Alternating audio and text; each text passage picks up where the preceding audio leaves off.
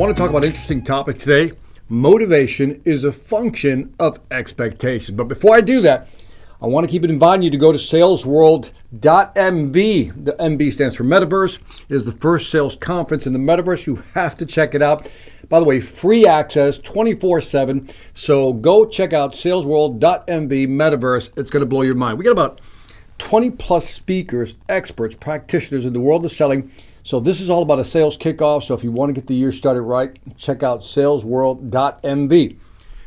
So let's talk about getting our mind in the game, right? Just getting going, whether it's the new year or the new quarter, doesn't matter. How do we sell more effectively? So this morning I got up. I usually get up early. And I'm usually about 4:30, 5 o'clock. I'm up, right? And I'm thinking to myself, I started thinking about motivation. Like, I don't know why, but I was just like kind of ruminating about motivation. And then this thought hit me. The thought hit me, right? That motivation is equal or is a function of expectation. In other words, motivation and expectations are inextricably linked. So what does that mean?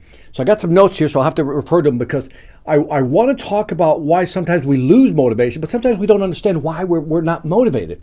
I think I figured it out. When you set out to do anything, there is an expectation, right? And that expectation, and just bear with me, we have an expectation, right? And here's how the expectations work. If I put in time, money, or effort, then I expect something. That's the expectation, right? If I put in the time, if I put in the money, if I put in the effort, I expectation to get something out. And when I don't get that expectation, motivation goes down. Do you see why they're tied together? But that begs the question. Here's where it gets interesting. Where do those expectations come from, right? Like, where do they come from? For example, let's do a tangible example. Let's say that you've invested, I don't know, you decided to do a project, right? And you've invested, I'll just say, I don't know, $20,000, right? That's what you've invested, $20,000. Now, whatever the project is, project, question mark, whatever it is, you've invested $20,000. Your expectation somewhere down here is that in 90 days, you should be at some multiple of that, right? That's what the expectation is. You're at a multiple of whatever you thought. Think of any goal that you have, We typically start out with an expectation. So again, I've invested time, money, or effort, or all the above. In this case, I have an idea. I've invested $20,000. Within 90 days, I expect to get an X multiple of that investment, right? Now, when you don't get the X multiple, you're like, I stink. I suck. I'm not good at this. I don't know why I even tried. What? In other words, your motivation goes down. If you're in sales, you say to yourself, look, if I put in this much time and effort into, let's say, networking or prospecting, working the data off the CRM, and I don't get the expectations I want, again, what begins to happen is our expectations, because they're not met, our motivation goes down. So again, both are tied. Now, this begs the bigger question is, but where did you get the 20,000? Like, where did you get the 90 days? And where did you get the X multiple? In other words, where did you get the expectation? Like, where does it come from? Where did that expectation come from? And the fact that if you would ask, I would say, okay, 20,000, that's how much you invested, great. But how did you know? Where did you get the 90 days? Return on investment. And then X multiple, where did you get that? And so let's talk about that. Let's figure out where the expectations are coming from. Now, where am I going with this? If I can figure out where the expectations come from, then I can control that variable. And if I can control the expectation, I can control my motivation. Bear with me. So where did you get that idea that you can invest 20,000, 90 days, you get an X multiple? Maybe, I don't know, you listened to someone else. Someone else told you, hey, this is what will happen. If you invest $20,000 within 90 days, you'll get this much back. Have you ever heard that one before? And so we'll call that's somebody's, guess, right? This should happen, right? The other is, maybe, and I'll go to my notes here because I want to get this, is that you just guessed. You think, I think if I do this, I'll get that, okay? Again, yours is just, again, another, you guess, and help. You can actually call this one hope, right? Let's call that one hope. You listen to somebody else and you hope it to be true. You listen to yourself, it was just a guess, you thought maybe that's what's going to happen, or maybe you saw others who were doing it, and therefore you thought that you could do it yourself, right? So all of a sudden, there was, again, hope, and maybe sometimes you even lied to yourself that you could do it. Whatever it may be, you set the expectation. Again, when it doesn't go your way, because maybe you set the expectation based on a guess. Maybe you set the expectation based on what other people's results were. Maybe you set the expectation up on what you thought, what you heard, what you learned, and so you set those expectations. And as soon as you set the expectation and you don't hit it, your motivation goes down. I'm getting there. Just bear with me. I'm going somewhere with this. Because we kind of guess, whether it's hope, whether we guess, or whether we lie to ourselves, we set ourselves up for failure, which is why motivation always goes down. So that begs the question, what do? Should you just lower your expectation? Because maybe that's the answer, right? What if we just lower our expectations? Because we know we can hit that. Well, that's one way of looking at it. You can lower your expectation, but I would assume that if you lower your expectation, even if you hit it, your motivation might still be low to continue to do it.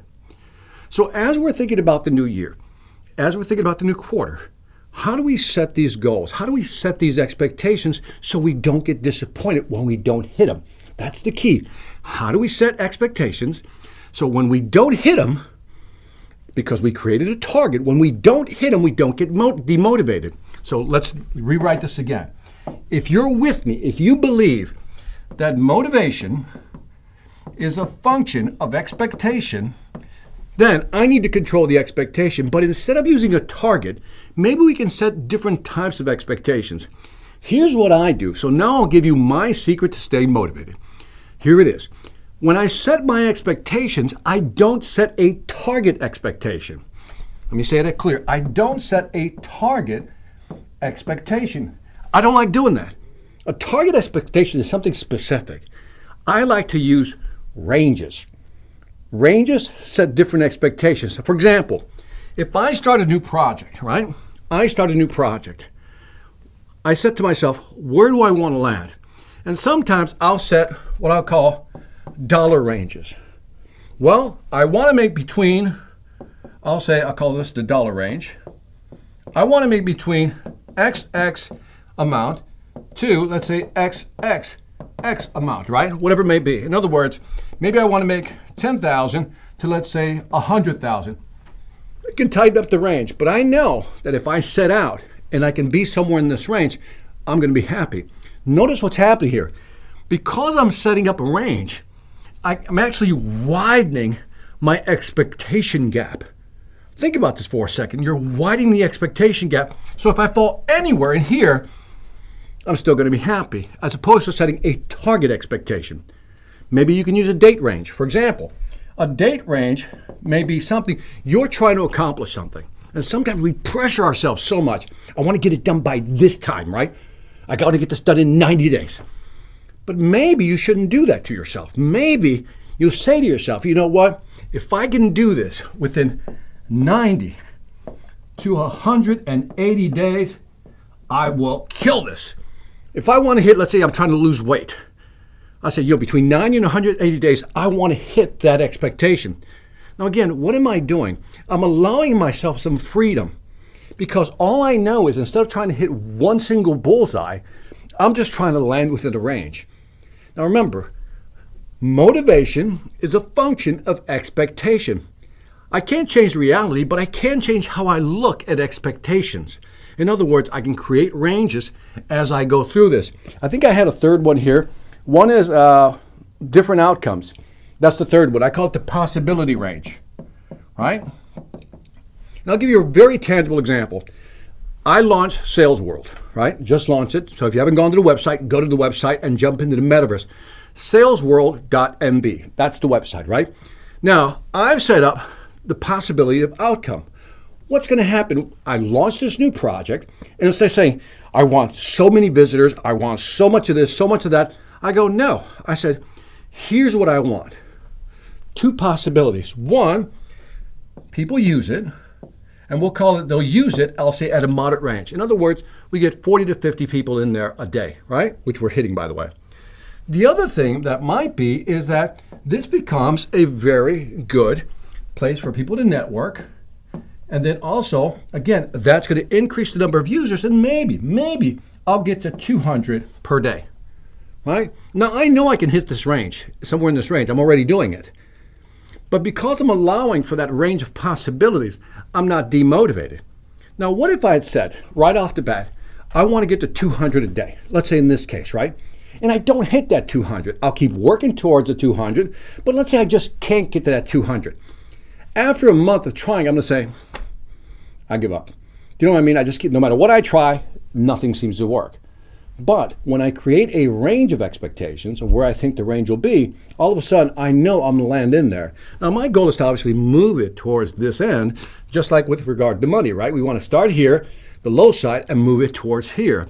But having that mindset, by creating a range, forget the target. Forget the target weight, for example. If you're losing weight, forget the target weight.